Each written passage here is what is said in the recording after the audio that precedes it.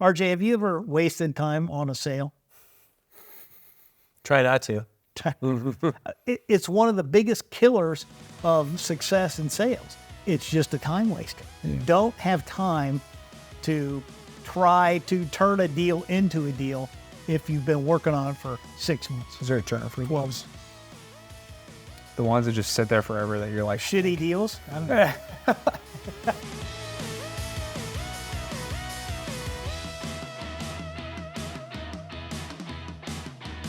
Hello and welcome to the Sales Fusion Podcast. I'm David Kozlowski. Alongside me, as always, Mr. Dave Wright and RJ Mate. And today we're talking about if your pipeline is actually good, which is a loaded question. But Dave, you're the brains behind this. What you thinking? Oh, wow. Okay. Thank you, David. Well, I'm going to first steal a phrase from RJ, and it's called happy ears. Happy ears is, as salespeople and sales leaders, a lot of times we don't always hear exactly what the customers tell us. So we're kind of believing that things are going well when maybe they aren't. But what's the ramification of that is I put my transactions into my CRM and I build my sales pipeline. So I convince myself I've got this great pipeline. I'm surely going to be able to meet my sales targets because I got this great pipeline. And I tell my boss or the founder of the company, here's my pipeline, here's all these deals, this is great. Well, maybe my pipeline isn't as good as I think it is. Is that in the right use of your happy ears Spot on. analogy?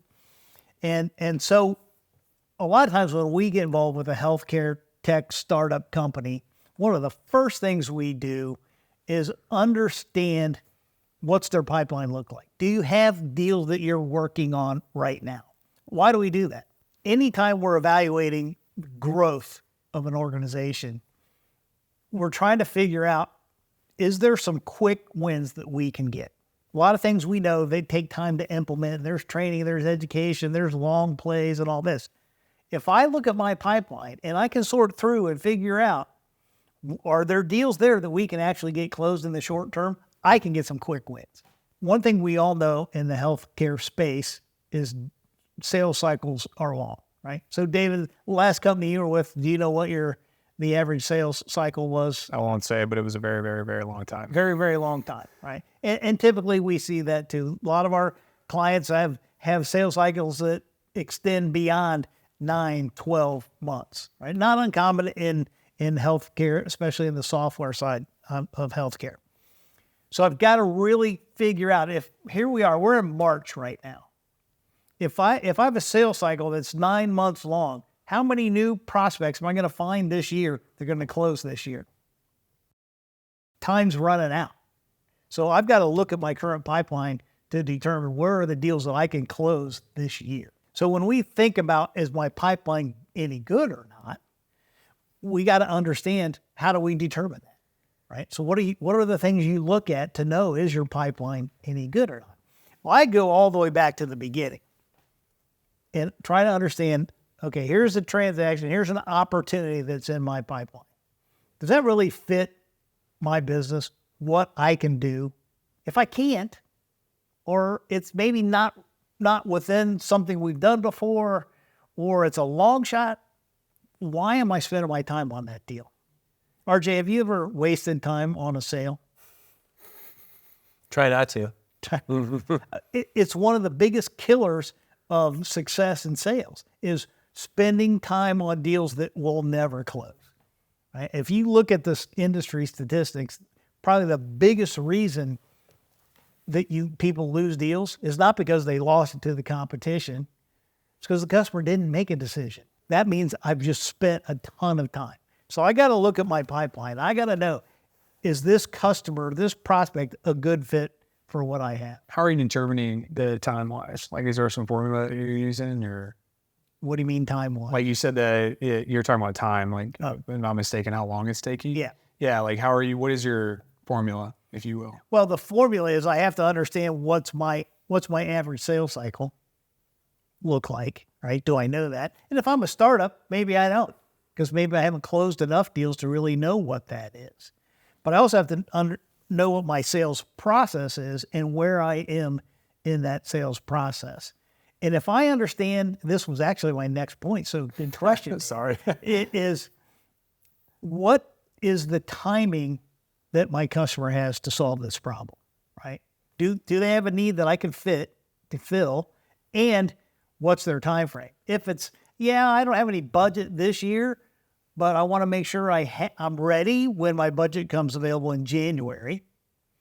Or, man, we've committed to our board that by the end of this quarter, we'll have this solution in place. Right? Those are different things. So I have to understand, where am I in that cycle? And that's what keys my sales team on, when can I get this deal closed? There's a whole other topic about forecasting and forecast accuracy that's very related to, is my pipeline any good or not? But let's focus on the pipeline piece first. So did that answer your question? Yeah, I think so. I think it sounds complicated in itself, but I'm just curious so I'm a startup and I've got 6 months on a prospect, I've got 8 months on another, and 3 on one. Which ones are those, based on just that one data point time? Which one are you guys focusing on? Which one do you think is a higher probability of closing? Only knowing that one data point, that's it. 8 months. 8 months, 10 months, 3 months. Mm-hmm, yeah.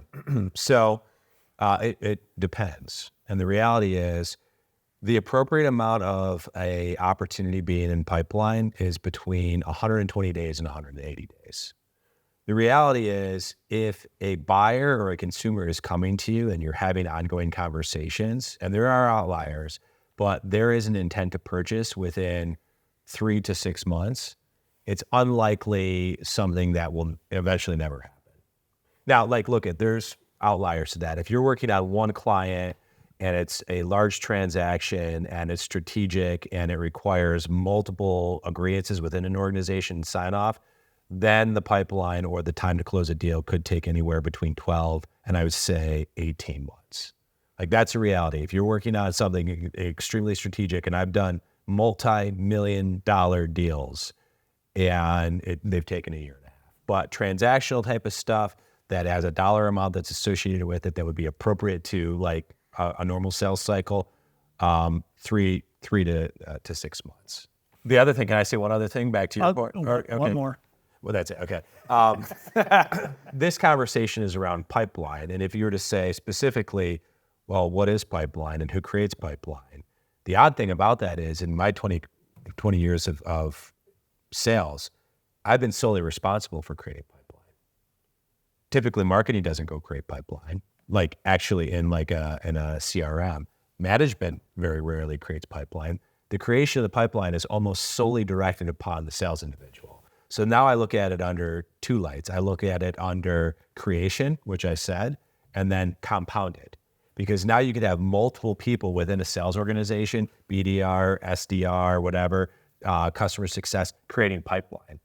And this takes us back to, well, what is quality pipeline? If you have 2, 4, 6, 8 people creating pipeline, and that pipeline is being driven from a reaction, a manager saying, we need 4X pipeline or we need 10X pipeline, then you're driving to potentially something that isn't quality pipeline or healthy pipeline. So for me, the way that I've always treated pipeline is one, you have to understand what the business is trying to achieve, and you're trying to, ensure that you're meeting the objectives of everybody. But a good quality pipeline, this isn't going to go over like a fart in church, really should only have 3 stages. It should be prospect, engaged, closed. And I've worked with organizations that have up 15 stages in pipeline. I don't like that. I'm prospecting this client, I'm getting a reaction, I'm engaged with this client, and we're volleying back and forth, and I've closed the deal. Don't break the table, man. I'm sorry. Yeah, and what I look at, and I agree with everything you said, RJ, when you're looking at a pipeline to determine is it any good or not, if I ask the salesperson responsible for that opportunity, do you know who's going to sign off on this deal? And they don't know. Do you know if this customer has a budget or not for this opportunity? And they don't know. Do you know if they have any compelling event that's going to drive that decision to be made? Yeah. And they don't know. But yet, if it's an opportunity in their pipeline, I got to start questioning, how long's it been there? When was the last time you talked to them? Are you engaged? Have they ghosted you at any point in time, right? And you look at all those factors and you say, that thing's never going to close. And so the hardest thing, I think, for a sales rep is to not pursue an opportunity. Because they want to, they feel like they're so confident I can close every deal. It's just a time waster. Yeah. Don't have time to try to turn a deal into a deal if you've been working on it for 6 months. Is there a term for 12 months? The ones that just sit there forever that you're like... Shitty deals? I don't know. I mean, I'm just curious. There should be a term for the ones that are just wasting your time that aren't... Well, one of the terms is stagnation, right? How long has it been in a certain stage Sure. in the sales process? But I know from experience working with other companies in the past where it's like, they look at their total pipeline, it's like, I got a $30 million pipeline. This is great. Well, if you evaluate it, 25 million of it is been there for over a year. Yeah, that's a huge problem. That's interesting. There's an important distinction too in your question. Like, is there a terminology for a deal that never closes? Well, the reality is it depends. You have to understand who's trying to close the deal. Dave has closed hundreds of millions, if not billions of dollars, but his metric in doing deals was timeliness of revenue. How quickly can I find a deal? How quickly can I close a deal? That's been like something that corporations have largely focused on. Find a deal, close a deal. But he's also had business partners who are actually doing the transaction that said, I don't really care how quickly we find the deal and how quickly we close the deal, partners, but we're more interested in the profitability of that deal. Like, so instead of it being 10 points to our top line, I want it to be 25 points. Yeah, a lot of it has to do with what's my business, what's my cadence, what's my volume, how expensive is my solution, right? If I've got a major opportunity with a major company, then yeah, maybe it's going to be in there. It's going to take me a long time. But if my typical sales cycle is 6 months, and I'm working on this deal for 12, that's a red flag. Yeah. So all I'm trying to say with the evaluation of the pipeline, just to sum it up, is two things. Number one, I got to realistically evaluate that and see, are there valid opportunities here that I should be working, or would I be better off saying, you know what, let's kindly decline that one. It sounds like you're making it stupid simple, or you're trying rather to revert back from this overly complicated pipeline, this overly complicated pre-pipeline process. And what I mean by that is that you've taken things from like MQLs, SQLs, and whatever, and it's all of a sudden like, hey, who cares? Let's put them in the same pot. It's qualified leads, and then qualified opportunities, and then these 3-stage pipeline. Do you think, or like, what are your thoughts on, should a pipeline be overly complicated? I know your opinion, but Dave, like, should it be a 3-step process? Is there value in all of these different crazy data points to be able to be had? Well, I would answer that by saying I 3 is aggressive, but I've seen 10 plus, which is, I think, too many. Ideally, I think it's 3 to 5. And then all those other things are going to fall within one of those 3 to 5 categories. Where did those come? Where did the 10 plus come from? Well, a lot of people want to use their CRM and their sales process as a way of saying, I did this. I had a discovery call. Check. That's a stage. I gave a proposal. Check. That's a stage. So there's too much detail in there. Right? I want to track details, but I don't want to be constantly moving deals around, because if I know as a leader, if I look at my pipeline and I've got criteria for each stage of my pipeline, if I'm engaged, I've got to have done these X, Y, Z things to get there. Right. I got some discipline around that. Right.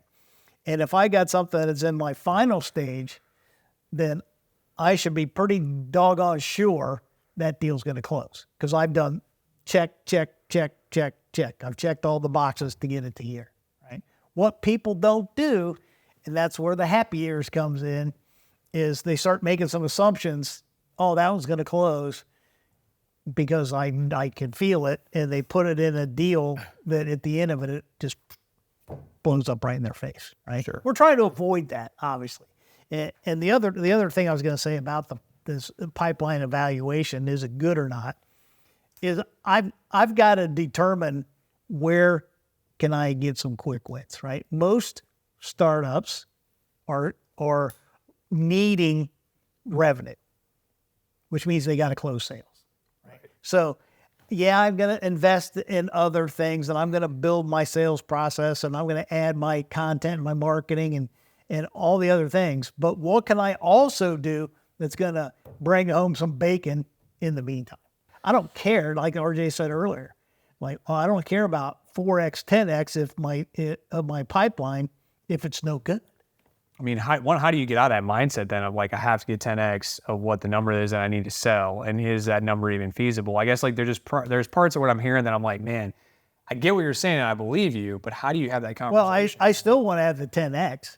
Sure. But I want that 10x to be actual qualified opportunities that have a compelling reason to do something in the short term. And it goes back to creation and being compounded, right? So you asked the question, like, how do you get to a 10x pipeline?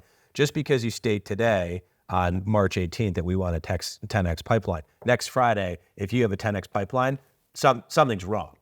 And that's a reaction that a lot of organizations will get. Sales leaders will say, we need 10x pipeline in order to drive the deals, and we need it by the end of the month. Well, everybody knows that that's fake. And that's the part that I don't understand. I've seen that 100 times. If you're doing that, you're just inflating a number that it's not. That's right. So like, why is that a thing? Because sometimes businesses aren't always, there's degrees of everything. A really well-run business with leaders who are in tune say, I want to actually report to myself, to my constituents, to everybody who's a part of the business, reality. And yes, we want a 10x pipeline, but it might take us 6, 9, 12 months to get 10x pipeline. And it could go away in seconds if they theoretically all close too. Or you lose them all. And we call that rolling pipeline, and that's a whole add-on conversation. But the reality is pipeline can be either created out of fictition, or it can be created out of a consensus and an effort of people working together. The big thing about qualified pipeline is if every single deal that I ever closed came from somebody other than me, from a qualified pipeline perspective, and I'm the rep, I'd be a happy man in the room. I got no problem with taking a lead and converting it into a sale. That's what I want to do. I don't want to create the content. I don't want to, obviously do the outbound SDR, BDR activities through the channels of LinkedIn and wherever. I want to take a qualified lead that somebody says, I think that I might have interest there, and then nurture that, foster it to close it. For sure. Yeah, that's a good point. For sure. And one of the other things I was gonna add on before I switch directions, anything else I don't think so. on that? It was kind of back to your point on something you said earlier, David, and we talked about this in another session too, which is how do I know if that 10x is a good 10x or a bad 10x, right? To me, that comes down to the leadership and the standards of what I've always called operational excellence, right? Salespeople hate putting stuff in a CRM, right? RJ, is that one of your favorite things is spending time in your non-selling activities? Not top 10. So you have to make it simple, but it has to be detailed enough so that the expectations are set. Here's what we expect. Here's when you can put a deal here and here and here in every stage, so that I, as a leader, can have confidence. If I see an opportunity in there, it's going to be accurate.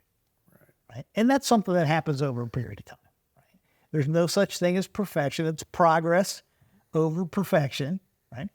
But it's our aspiration. We want it to be as good as it can be. And if we have that, that's how I know that my closing metrics are going to be on target. That's how I know that I can feel confident going to the board or the CEO or the founder or whoever I have to go to that says, okay, here's what our pipeline is. here's what's going to close in the next 90 days. I have high degree of confidence in those numbers because I've built my process, I've evaluated every deal in there, and I've got the operational excellence to make sure that's happening on a consistent basis. Is it possible that a lot of leaders over the sales team they care so much about pipeline and making it big, even if it's inflated, because they want to keep their jobs? Absolutely. Yeah. And I'm wondering if leadership for those companies, it's such a big amount of their revenue and their life and their livelihood that they feel the need to have to be able to make it work and justify it. So they have to be able to say, no, we're going to generate this big pipeline and then we're going to keep it in there so it looks good to the board, it looks good to these numbers, even though I know it's not going to close. Whereas you're able to come in as an external and say, look, this isn't going to close, and it doesn't matter if you believe me or not, it's not going to, and this is the truth. Like, you have nothing to lose, right? The beautiful thing about that whole conversation is there is one common denominator in all businesses, and that's revenue. Yeah. Right. So you could have, $100 million pipeline, but at the end of the day, you're booking a certain amount of money month over month and quarter over quarter. And those revenue projections are really what resonate with everybody. Yeah. Accountants, investors, clients, the whole team. So at some point, if you have this outlandish pipeline, but revenue is this, then there's a clear indicator that the business isn't healthy. I hope I'm making sense, because to me, there's as a full-time employee, it is your livelihood, right, to keep that job. And most of these leaders in sales positions are making a lot of money, and there's a risk there, right? Whereas you come in, you're not making anywhere near that, right? You're on a month to month. It's like, hey, look, I'm going to tell you the truth because I got nothing to lose. Well, that's true. But as RJ said, at the end of the day, it's about the revenue, right? And if we're driving the revenue that we want and we're overachieving on our targets, then we're probably doing a pretty good job of the pipeline. The only reason the pipeline is a leading indicator. Right, exactly. Right? Yep. If the leading indicator is if my gas gauge is not working in my car, I don't know if I'm going to run out of gas. Yeah, right. Well, I could have a great pipeline, and I think, I'm going to sell a whole lot. So I can go hire those 2 developers I need to hire because this revenue's coming in. If this isn't accurate, now I've overspent, right? So that's why so much effort goes into this to make sure that it is delivering the revenue numbers. That's great. Any last thoughts on evaluating your pipeline? No? Perfect. Good. Awesome. And if you need help evaluating your pipeline, feel free to reach out to salesfusionpro.com. Again, I'm David Kozlowski. Thanks so much for listening. Take care.